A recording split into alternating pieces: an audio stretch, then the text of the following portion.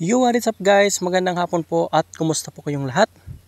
Ayan, muli po ang inyong lingkod Ruels TV and for today's video, share ko lang po sa inyo itong ginagawa ko po rito sa amin sa bukid.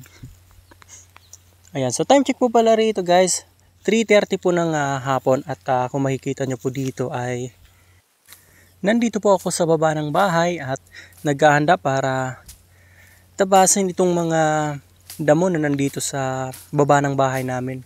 Kung tinatawag po yan dito sa amin na hagunoy.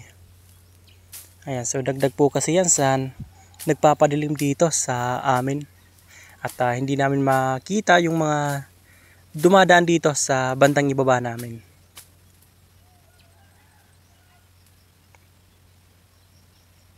Ayan, so meron po ako nakuha dyan na kalabasa.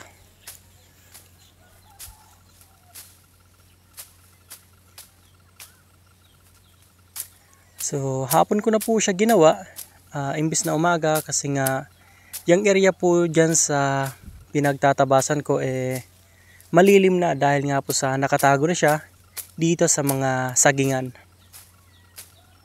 Kapag umaga kasi itong area po dyan ay nakaharap po siya doon sa may mismong araw kaya mainit.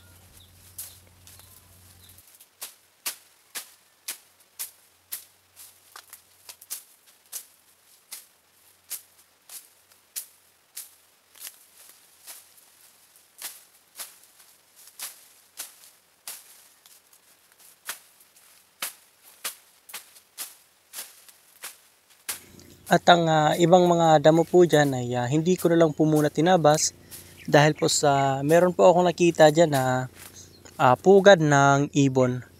Yun nga lang wala na po siyang laman. So hindi ko lang po siya tinabas para in case na bumalik man po yung nagpupugad sa kanya meron pa rin po siyang babalikan na pugad. Ayan po, wala po siyang laman.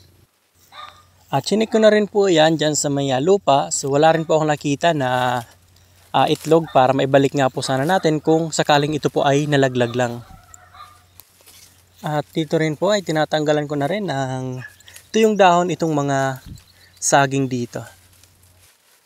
At ayan guys, sana po sa mga bago lang po dito sa aking channel at mga napadaan lang, sana po ay i-subscribe nyo na po itong aking channel at i-click nyo na rin yung kanyang katabing notification bell para lagi kayong updated every time na meron tayong mga bagong upload na related po dito sa ating buhay probinsya vlog. Maraming salamat po.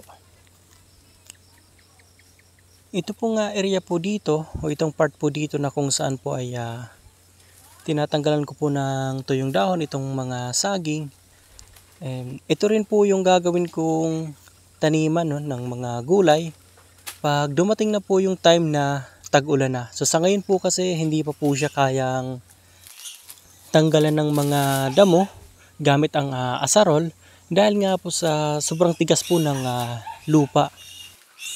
Pag tag-ulan pa lang po natin siya, masisimulang linisin.